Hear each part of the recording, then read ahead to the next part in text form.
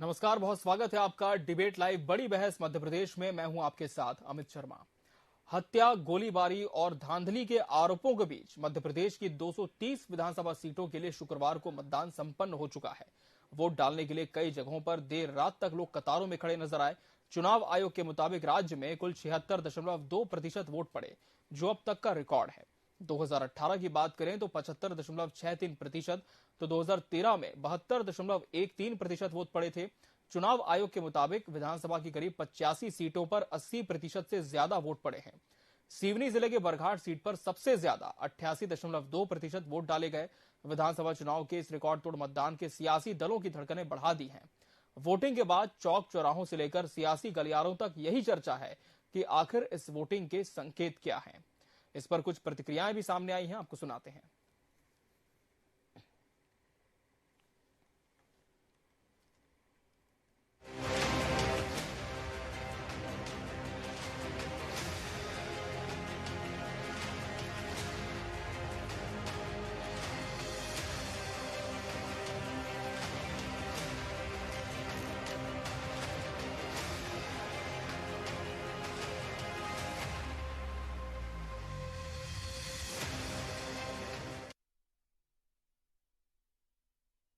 कल रात को मैं आया था 2 बजे। हमारे पाठक जी जो हमारे पत्नी जी वो भी आए थे और रात को रखवा दी हमने पूरी मशीनें अंदर और लॉक हो गया है पूरा ऑब्जर्वर मैडम के सामने। अभी कुछ स्क्रूटनी है, उसके लिए हम लोग आए हैं और बाकी हमारे लोग यहाँ निगरानी में रहेंगे। अभी बाहर से नहीं होगी, अंदर से होगी। 2 लोग रहेंगे वहाँ पे, जिससे बाकी इनके पास कोई बचा नहीं है तो कोई हेराफेरी न करे। चुनाव हो चुके हैं, जनता ने अपना आशीर्वाद दे दिया है, अगली सरकार की तैयारी शुरू हो गई है। मैं यहाँ आया हूँ चूँकि यहाँ पर स्ट्रांग रूम में जो मशीनें रखी हैं, आज किसी एक औपचारिकता है, कुछ मॉक ड्रिल करते हैं, तो उसके लिए उन्होंने कहा आप आ जाइए, तो प्रत्याशी रहेंगे तो ठीक रहेगा। तो मैं इसके लिए आया हूँ, चूँकि एक मर्यादा है, उस प्रोटोकॉल का पालन करना होता है, इसलिए। जी हाँ, भोपाल जिले की 7 विधानसभा क्षेत्र की सभी ईवीएम सुबह 8 बजे तक यहाँ पहुँच चुकी हैं स्ट्रांग रूम में और उनको स्ट्रांग रूम में निर्धारित स्थान पर रखा जा रहा है। स्ट्रांग रूम की सुरक्षा के लिए अंदर चप्पे चप्पे पे सीसीटीवी कैमरास लगाए गए हैं, जिनका एक्सेस बाहर दिया गया है। जहाँ स्क्रीन्स लगाई गई हैं, 2 स्क्रीन्स स्ट्रांग रूम के बाहर जहाँ स्क्रीन लगाई गई है, वहाँ तक प्रत्याशी अथवा उनके अधिकृत एजेंट को एक्सेस दिया गया है। अपना पास दिखाकर, निर्धारित पास दिखाकर वो अंदर जा सकते हैं। जहाँ स्ट्रांग रूम है वहाँ की सुरक्षा के लिए अंदर इनर साइड में सीएपीएफ का बल लगाया गया है। सीएपीएफ के बल के बाद बाहर की मध्य में एसएफ का बल लगाया गया है और बाहर आउटर में सुरक्षा व्यवस्था की जिम्मेदारी जिला पुलिस बल द्वारा की जा रही है। इसके अलावा ड्रोन भी हमारी ओर से लगाया गया है, जो पूरे क्षेत्र को जो है कवर कर रहा है सुरक्षा। आज इसी विषय पर हम चर्चा करेंगे और इसके लिए हमारे साथ खास मेहमानों का पैनल भी जुड़ चुका है। सबसे पहले उनसे आपको रूबरू कराते हैं। हमारे साथ बीजेपी प्रवक्ता योगेश गुप्ता जी जुड़े। योगेश जी, आपका बहुत बहुत स्वागत है इस डिबेट में। कांग्रेस से डॉक्टर अनिल भारद्वाज जी पार्टी का पक्ष रखेंगे। डॉक्टर अनिल भारद्वाज जी, आपका भी बहुत बहुत स्वागत है। राजनीतिक विश्लेषक डॉक्टर भूपेंद्र सुलेरे जी भी हमारे साथ जुड़े हैं। डॉक्टर भूपेंद्र जी, आपका भी बहुत बहुत स्वागत है।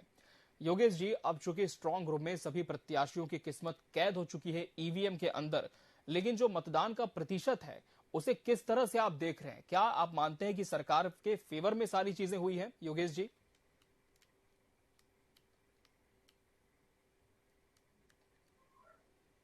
जो मध्य प्रदेश में 76%। जी, आपको आवाज आ रही है? जी जी, आवाज मिल रही है जी।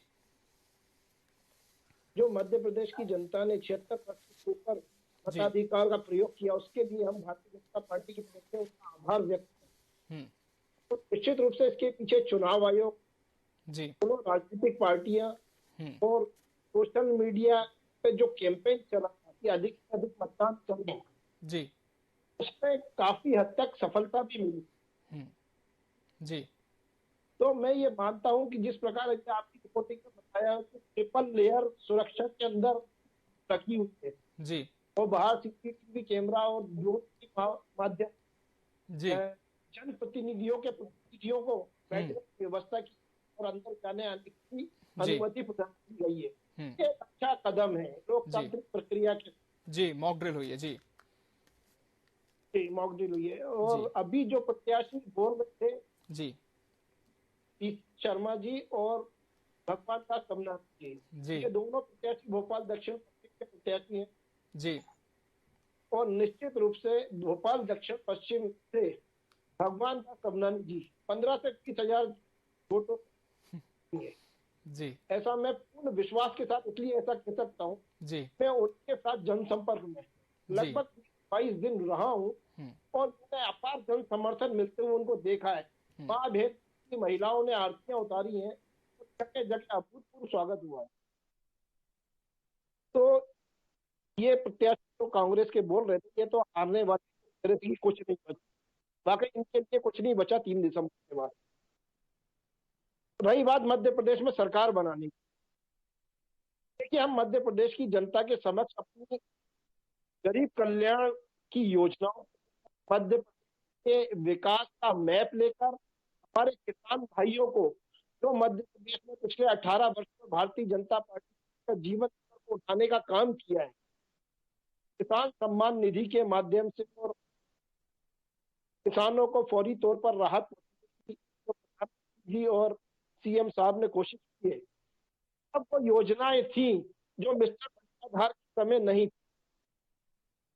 तो ये हम इन सारी चीजों को देखिए, अब आरोप प्रत्यारोप का समय जा चुका है। तो मेरा कहने का तात्पर्य यह है कि सभी मतदाताओं ने अपना फैसला ईवीएम में बंद कर दिया है। दिसंबर को हम ये सब मान के चल रहे हैं, निश्चित मध्य प्रदेश की जनता का आदेश हमें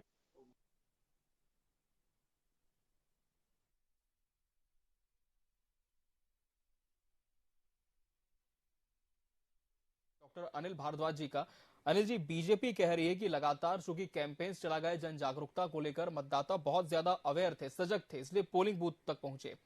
लेकिन जहां तक कांग्रेस का स्टैंड है, कांग्रेस पार्टी क्या मानकर चल रही है? ये जो इतना बढ़ा हुआ प्रतिशत है, निश्चित तौर पर बहुत अच्छी बात है कि मतदान का प्रतिशत बम्पर बढ़ा है। किस तरह से आप देखते हैं, फेवर में गई हैं चीजें आपकी पार्टी के? देखिए अमित जी, आपको जी आवाज आ रही है सर? जी जी आपकी आवाज मिल रही है जी। मैं आपको बताना चाहूंगा जो मताधिकार का प्रयोग मध्य प्रदेश जनता ने, मतदाताओं ने, कांग्रेस पार्टी की तरफ से बहुत बहुत आभार व्यक्त करता हूँ और निर्वाचन आयोग, शासन प्रशासन का भी आभार व्यक्त करता हूँ कि लगभग घटनाओं के साथ जो है शांतिपूर्वक तरीके से उसके लिए। अब बात आती है कि बड़ा हुआ जो मतदान, तो बड़ा हुआ मतदान आपने देखा होगा, अधिकतर जो बड़ा हुआ मतदान होता है तो वो ज्यादातर आपने देखा होगा एंटी कन्वेंसी यानी सरकार के खिलाफ मतदान होता है। कई बार आपने इस चीज को देखा होगा। तो भारतीय जनता पार्टी सरकार के खिलाफ मध्य प्रदेश की जनता ने यह मतदान किया है और विशेष तौर पर जिन युवाओं के साथ भाजपा की सरकार ने कुठारघात किया, उनके भविष्य के साथ खिलवाड़ किया है। तो जो नया मतदाता था 20,13,000 जो युवाओं का जो मतदाता था, जो पटवारी घोटाले से परेशान था, व्यापम घोटाले से परेशान था, बेरोजगार था, इन्हीं के एक विधायक की कॉलेज में जो पटवारी का जो घोटाला हुआ, इस सबको देखते उनके खिलाफ में उस युवाओं ने कांग्रेस के पक्ष में मतदान किया, सरकार के खिलाफ मतदान किया, इसलिए ये प्रतिशत मतदान का बढ़ा। अभी हमारे मित्र योगेश गुप्ता जी कह रहे थे कि नारी सम्मान योजना, वो लाडली बहना योजना, तो लाडली बहना योजना यदि इनकी इतनी अच्छी योजना होती तो इन्होंने चुनाव के समय को पेश करके क्यों निकाला कमलनाथ जी के द्वारा? एक बात मैं बताऊं। दूसरी बात, यदि इतनी अच्छी होती, महिलाओं को अगर इतनी अच्छी लगती, तो महिलाओं का जो मतदान प्रतिशत था वो 4% पहले की अपेक्षा कम क्यों हुआ? ये भी अपने आप में एक प्रश्न तय करता है। तो निश्चित तौर पर मुझे उम्मीद है कि जो युवाओं ने मतदान किया और जो महिलाओं ने जो कमलनाथ जी के ऊपर विश्वास जताया कि क्योंकि इन्होंने जो लाडली बहना योजना थी वो अपने वचन पत्र में तो ये लेके नहीं आए, संकल्प पत्र में, यानी इनका भरोसा नहीं, इसको कब बंद कर दे। आप कह रहे थे कि हम सिलेंडर को 450 देंगे, लेकिन छोटे अक्षरों में इन्होंने लिख दिया इस बार, यानी आपने जो 450 सिलेंडर की वापसी रक्षाबंधन की थी, पर वो भी किसी को मिला नहीं। है ना। तो निश्चित तौर पे इनकी जो योजना थी पेंशन है 50% वाली जो कमीशन वाली जो सरकार थी, डबल इंजन की सरकार थी, उसका इंजन कहीं ना कहीं सीज हो गया है। और जो 3 दिसंबर को निश्चित तौर पर सबके सामने आ जाएगा और कमलनाथ जी हमारे मुख्यमंत्री बनेंगे, कांग्रेस की पूर्ण बहुमत से सरकार बनेगी। जी अमित। चलिए ठीक है, भूपेंद्र सुलेरी जी का रुख कर लेते हैं। भूपेंद्र जी, जैसा कि डॉक्टर अनिल भारद्वाज जी ने भी कहा, सामान्य तौर पर यही ट्रेंड माना जाता है कि अगर वोटिंग का प्रतिशत बढ़ा है इसका मतलब है कि सत्ता विरोधी लहर है। लेकिन जो मौजूदा ट्रेंड है मध्य प्रदेश का, इसे हम आपसे समझना चाहेंगे कि क्या इसके पीछे वजह हो सकती है। ये जो वोटिंग का प्रतिशत बढ़ा है, क्या ये सकारात्मक संकेत है?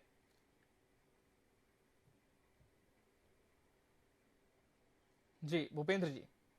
जनता लोकतंत्र में जनता की भागीदारी जी सुनिश्चित होनी चाहिए और एक मत का महत्वपूर्ण योगदान है। जी क्योंकि अपनी भागीदारी को जब तक लोकतंत्र में जब तक सुनिश्चित नहीं करेंगे तब तक लोकतंत्र मौजूद नहीं होगा।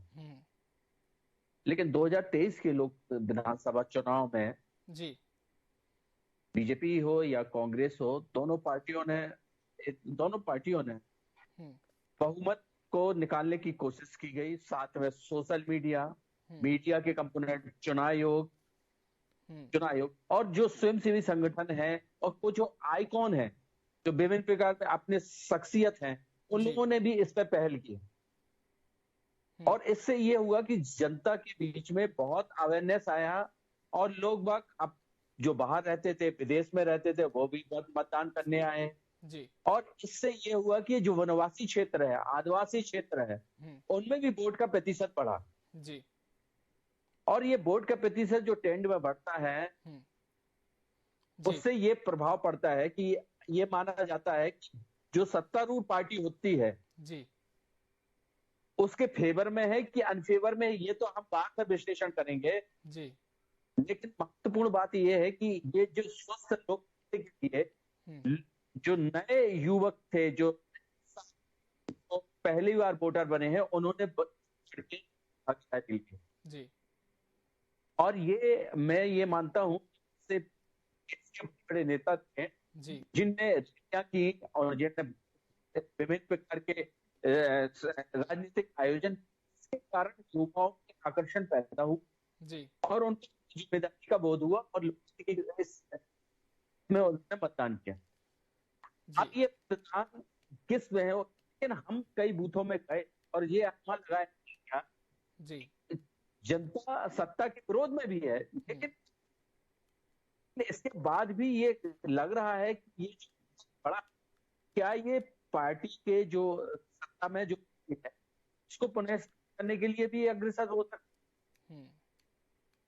तो ये जो अभी नेक टू नेक लड़ाई रही जी और ये जो वोट बढ़ा है ये दोनों तरफ है। क्या तो भी सरकार के रूप में दो पार्टियां, निश्चित रूप से जो भाजपा और सपा जी जो उत्तर प्रदेश से जो सीमाएं लगी हुई हैं जी, ग्वालियर चंबल हो चाहे ये बुंदेलखंड का जी भी प्रभाव पड़ा है इन सपा और भाजपा का।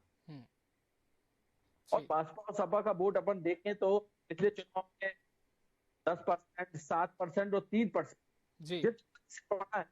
तो ये काफी महत्वपूर्ण वोट होता है, भले सीट कम आने में हो, लेकिन ये नई दिशा में कभी चतुर्कोणीय मामला होता है जी।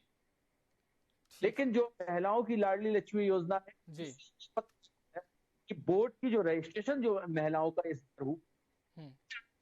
उतना ही वोट पड़ा, लेकिन जी उनकी प्रति जागरूकता आई उनमें और इससे अब ये किस में शिफ्ट इस सत्ता पार्टी की विपक्ष पे। लेकिन कई बार बूथ हो जाने से ये पता कि जनता परिवर्तन चाहती है जी और वोट साइलेंट भी है, जी आ रहा है, वो अपना निर्णय सुनिश्चित है। जी बिल्कुल।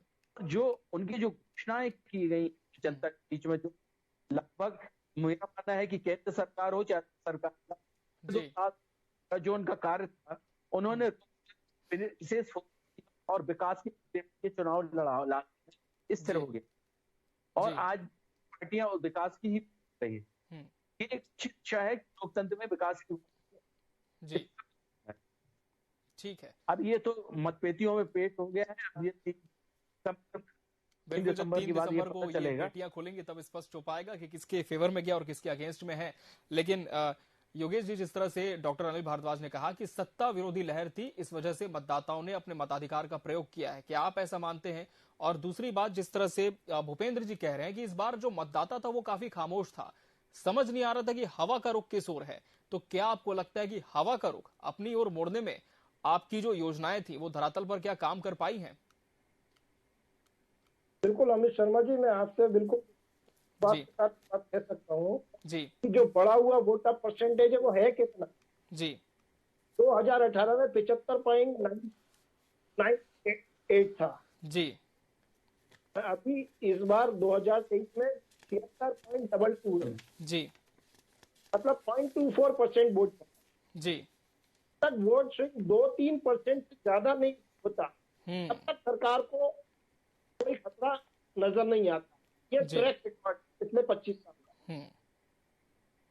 तो एक बात तो ये हो गई। दूसरी बात, हमने लाडली लक्ष्मी योजना के माध्यम से 1,38,00,000 बहनों के खाते में 1,300 करोड़ रुपए डाले। वो पहले डाले 259 करोड़ रुपए हमने अंतर्गत 44 लाख बहनों के खाते पर जी। इसका परिणाम ये हुआ कि जब मैं 8 बजे मार्केट में गया और मैंने अपनी जानकारी एकत्रित की स्लम एरिया में थी, तो अगर किसी घर जी में अगर पुरुष ने वोट अगर किया भी है तो उसी का कहना है जी कि हमारे मोहल्ले हमारी कॉलोनी सारी माँ बहन वोट कमल के फूल जी। तो ये एक बहुत बड़ा बेनिफिट भारतीय जनता पार्टी द्वारा तो गरीब कल्याण की योजना धरातल पर उतारी गई थी। जिस प्रकार 2013 में लाडली लक्ष्मी उतारी गई थी, इसी प्रकार 2023 में लाडली बहना, ये बेटी के जीवन स्तर को उठाने के लिए शिवराज जी और भारतीय जनता पार्टी शासित जी देखिए पिछले घंटाधार के समय प्रति व्यक्ति जी 20-22 हजार रुपए 25 हजार रुपए जी व्यक्ति इनकम 2023 में 1,10,000 रुपए। आज हमारी मध्य प्रदेश की इकोनॉमी है वो इंडिया टॉप 4 राज्य है, 16% हमारी है जी। आज मध्य प्रदेश के सारे हाईवे चकाचक है जी, तो 200 निकल जाओ। जगह जगह ओवर ब्रिज फ्लाईओवर जी। हमने 4 बड़े शहरों को एयर कनेक्टिविटी। चले, तो कनेक्टिविटी के लिए बहुत काम किया है। एक बार योगेश जी की आवाज चेक करेंगे, प्रॉपर नहीं मिल पा रही है, बार बार डिस्टर्बेंस हो रहा है।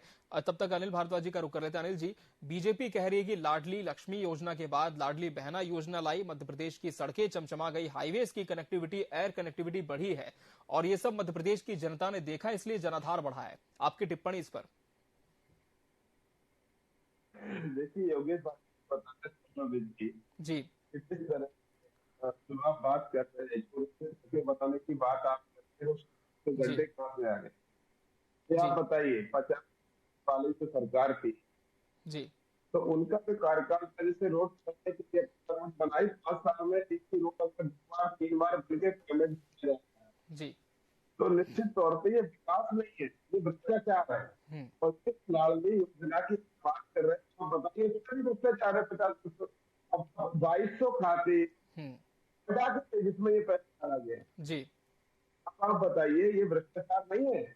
ये भ्रष्टाचार है। ये योजना भी चढ़ गई और भ्रष्टाचार के लिए ही लाई गई, लेकिन हमारे मध्य प्रदेश की महिलाओं ने इसको स्वीकार नहीं किया और इसी कारण से, क्योंकि ये छलावा था और ये छलावा साबित भी हुई, और इसीलिए आप बताइए आपने अपने उसमें जो मैनिफेस्टो उससे योजना को बाहर क्यों रखा? क्योंकि इसके अंदर कोई गारंटी नहीं है, चुनाव के लिए थी, ये बात स्पष्ट हो चुकी है। और कमलनाथ जी ने कहा एक बार नहीं, हर बार हम आपको देंगे। तो निश्चित तौर पर ये बात कमलनाथ जी की बात और कांग्रेस की बात जो जन तक हम पहुंचाने में कामयाब रहे, तो उसमें जो भागीदारी महिलाओं की है, निश्चित तौर पे जो मतदान है वो कांग्रेस के पक्ष में आता हुआ दिखाई दे रहा। हम लोगों ने तो जमीन पे काम किया और समझा। दूसरी बात मैं आपको बताऊंगा कि आप युवाओं को रोजगार नहीं दे पाए। मध्य प्रदेश में सबसे ज्यादा बेरोजगारी रही। एक बात, एनसीआरटी की रिपोर्ट्स के अनुसार 1,35,000 महिलाएं या बच्चियां गायब हैं मध्य प्रदेश में, और महिला सुरक्षा देने में भी आप नाकाम साबित हुए। ये योगेश जी से एक प्रश्न बनता है। योगेश जी से प्रश्न बनता है कि 20 माह में शिवराज मामा ने 225 घोटाले किए, इसमें भगवान को भी नहीं छोड़ा। और दूसरी बात आप बताइए, कोरोडोम जो घोटाला हुआ उसका क्या हुआ? किस भाजपा नेता की कंपनी थी? आज तक क्या हुआ? मोदी जी हर सभा में कहते कि भ्रष्टाचारी जेल में होंगे। आप तो भ्रष्टाचारी को जेल में तो डाल नहीं पाए। भ्रष्टाचारियों का समर्थन करने के लिए मध्य प्रदेश में 15-15, 20-20 बार आपको आना पड़ा। तो इससे ये स्पष्ट हो गया था डबल इंजन की सरकार भ्रष्टाचारियों के साथ में है और ये भ्रष्टाचारियों को संरक्षण देने का काम जवाब ले लेते हैं। नहीं हुआ अभी तक। आप बताइए, बिना पैसे के कोई काम नहीं हुआ, कोई भी योजना आई? चलिए, भ्रष्टाचार बहुत बढ़ा, कमीशन खोरी बढ़ गई मध्य प्रदेश में, ये कह रही है कांग्रेस। योगेश जी जवाब दीजिए। देखिए, मैंने थोड़ी देर पहले निवेदन किया था कि आरोप प्रत्यारोप का तो दौर जा चुका है। मतदाताओं ने अपना निर्णय पेटी में सुरक्षित कर दिया। भाई है मेरे छोटे, मान नहीं रहे तो जवाब दे देता हूँ जी। देखिए, भ्रष्टाचार के आरोप में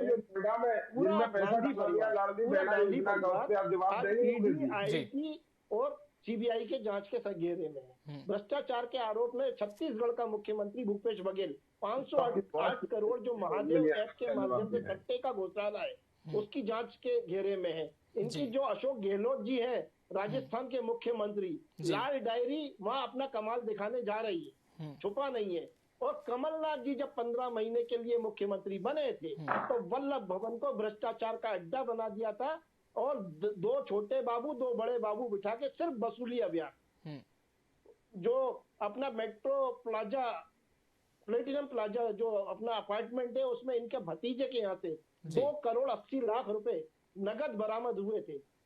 मोजर वियर की जो सीडी चलाते हैं दिल्ली, वो भी आईटी की जांच के घेरे में है।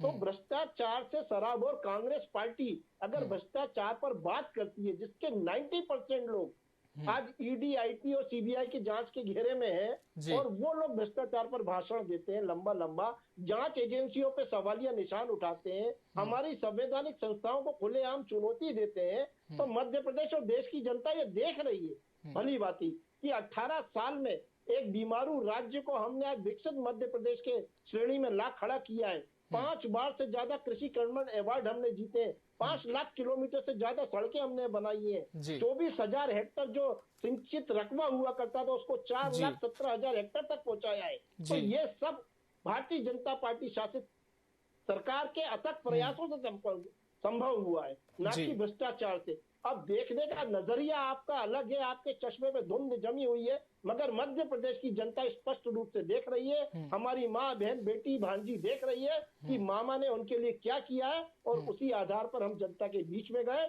निश्चित रूप से 125 प्लस से ज्यादा हम सरकार बनाएंगे। चलिए ठीक है, आरोप प्रत्यारोप और दावे अपनी जगह है, लेकिन भूपेंद्र जी, चूंकि कल भी हम आपसे लगातार इसी विषय पर चर्चा कर रहे थे कि राजनीतिक दलों ने भरपूर कोशिश तो की है मतदाताओं को रुझाने की, जिसमें एक अहम जो मकसद इनका था घोषणा पत्र, जिस तरह से हर बार पार्टियां तैयार करती हैं, चाहे इसे हम जो भी नाम दें, संकल्प पत्र, वचन पत्र, वचनबद्ध पत्र। लेकिन क्या लगता है भूपेंद्र जी, इस बार का जो मध्य प्रदेश में चुनाव था, कितना प्रभावित दोनों ही पार्टियों का घोषणा पत्र मतदाताओं को कर पाया है? जी भूपेंद्र जी। डिबेट में था और लगातार डिबेट में रहा, तो मैंने कहा था कि वोट का प्रतिशत बढ़ेगा। मैंने बोला भी था कि 75% के ऊपर जाएगा वोट का, और वो गया भी। तो जो अभी दोनों प्रवक्ता बोल रहे थे, तो सीएजी की रिपोर्ट जो महालेखा जो भारत सरकार जारी करती है राज्य में, तो उसमें जो सकल राज्य का जो सकल राज्य घरेलू उत्पाद का है, उसमें कहा गया है कि 20% से ज्यादा का एक्सपेंसेस नहीं होना चाहिए, लेकिन मध्य प्रदेश में 54% के लगभग खर्चा हो रहा है। और जो राजस्व कर आता है, जो आय आती है, उसका 28% तो सब्सिडी में जा रहा है, जो सरकार की जो विभिन्न योजनाएं जा रही हैं। तो इंफ्रास्ट्रक्चर में आधारभूत पे पैसा, मतलब कि राज्य पे कर्जा तो बढ़ रहा है, जिसके कारण कर्जा बढ़ने के कारण बजट का एक्सपेंडिचर हो रहा है, आपका बढ़ रहा है बजट। तो ये तो ये बहुत असमानता और विभिन्नता वाली बातें हैं, अगर आप टेक्निक रूप से समझेंगे। जो कह देना राजनेताओं के लिए सरल है, लेकिन बात जमीनी रूप से उसको समझना बहुत कठिन वाली बात है। दूसरी बात जो आपने कही कि क्या सकल संकल्प पत्र या वचनबद्ध कहाँ तक ले पाए। देखिए, अगर वचन पत्र और ये इनके संकल्प पत्र की बात करें तो एक प्रक्रिया है चुनाव में। चुनाव के दौरान अपने संकल्प पत्र को, अपनी घोषणाओं को लाते हैं और कहते हैं कि हम 5 साल में ये आपके सामने हम पूरा करेंगे। तो ये लगभग अक्टूबर के 20 या 21 तारीख को घोषणा पत्र अपना इन्होंने जारी कर दिया था कांग्रेस ने, और 17 अक्टूबर को पहले 11 या 11 नवंबर को जारी किया है बीजेपी ने, क्योंकि इनका ये घोषणा पत्र केंद्र की ओर अटका हुआ था। कुछ केंद्र अपना समायोजन करना चाहती थी उसमें, किसान सम्मान निधि या जो भी योजनाएं हैं उनकी, उसके तहत। तो जो, लेकिन मेरा ये मानना है कि इन्होंने जो मैनिफेस्टो को जो कांग्रेस ने 1 माह पहले जो जारी किया था, वो जनता के बीच में उनने तो किसी वर्ग को छोड़ा नहीं था, चाहे वो किसान हो, चाहे वो विद्यार्थी हो, चाहे वो महिला हो, चाहे वो सरकारी कर्मचारी हो, चाहे वो अनियमित कर्मचारी हो, चाहे वो संविदा कर्मचारी हो, मतलब सबके लिए उन्होंने, चाहे विद्युत महिलाएं हो, चाहे विद्युत कर्मी, चाहे खेल की प्रतिभाओं के लिए उन्होंने IPL तक के लिए स्थापना की बात कही थी। लेकिन वो एक अलग विषय है कि 5 साल में इसको स्थापित करना और किस तरह से ये पैसा, क्योंकि सब्सिडी इतने मुख से देना और फिर उसका सकल घरेलू राज्य के दरों में बढ़ोतरी करके उसको लागू बजट करना, ये कठिन बात है। लेकिन उन्होंने अपने संकल्प पत्र में पूरी सत्ता की वापसी के लिए जो रखा था, और निश्चित रूप से उन्होंने उसके लिए हर वर्ग को दिया था। और जो बीजेपी का था, बीजेपी का सिर्फ एक ड्रॉबैक था, तो उनने ओल्ड पेंशन स्कीम बस उनने लागू नहीं की थी, और कर्मचारियों को नियमित करने की, उसमें रोजगार की गारंटी उन्होंने भी किया था, 1 लाख रोजगार सृजित करेंगे, 1 से 2 लाख, और इनने भी किए, लेकिन ओल्ड पेंशन स्कीम के लागू नहीं किया था। अब कर्मचारी का रुख है कि परसेंटेज बढ़ा है, परसेंटेज किसके फेवर में गया है, ये भी है, एक परिवर्तन की लहर भी थी। दूसरी बात, इस चुनाव में एक बहुत बड़ी महत्वपूर्ण चीज आई है, जो आप माने या ना माने, क्योंकि वोट प्रतिशत बढ़ा वो ठीक है, लेकिन हिंसात्मक जो घटनाएं हुई हैं वो भी लोकतंत्र के लिए अच्छी चीजें नहीं है। जैसे चंबल में हुआ है, बुंदेलखंड में हुआ, महाकौशल में हुआ, मालवा जैसे क्षेत्र में हुआ, ये साइन आ रहे हैं, ये कुछ या सत्ता के अहंकार के हैं या किसके हैं। लेकिन अब तो ये पूर्ण आहुति हो गई है, अब अपना अपना भविष्य बंद हो गया है ईवीएम मशीन में। अब ये 3 तारीख को होगा, सब लोग अपने हिसाब से अपना कैलकुलेशन करेंगे और बताएंगे। लेकिन ये जरूर है कि ये वोट अब शिफ्ट कहाँ हुआ है, इससे वोटर का और जो राजनीति पार्टी है जो कैलकुलेशन लगा रही है, वो जब उसके परिणाम आएंगे उसके बाद की रणनीति इन लोगों के लिए और चौंकाने वाली होगी। क्योंकि मैं जिस हिसाब से अपने विश्लेषण के हिसाब से देख रहा हूँ, एक सत्ता में निश्चित रूप से आमूलचूल परिवर्तन आएंगे। जो धुरंधर लोग खड़ा किए हैं, बड़े नेताओं को खड़ा किया है, उसमें भी कुछ परिवर्तन आएंगे।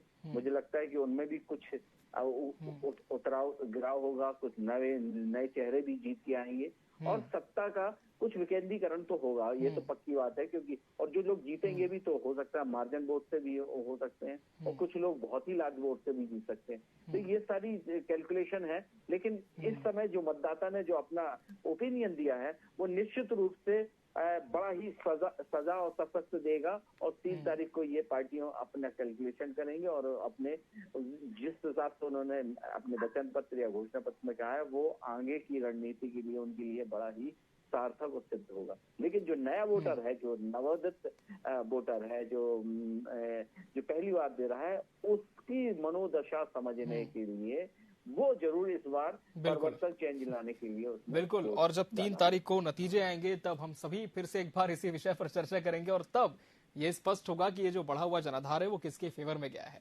बहरहाल अब तीनों मेहमानों का बहुत बहुत शुक्रिया हमसे इस डिबेट में जुड़ने के लिए, समय देने के लिए आपका बहुत धन्यवाद। इसी के साथ हमारे इस खास पेशकश में फिलहाल इतना ही। मुझे दीजिए इजाजत। नमस्कार।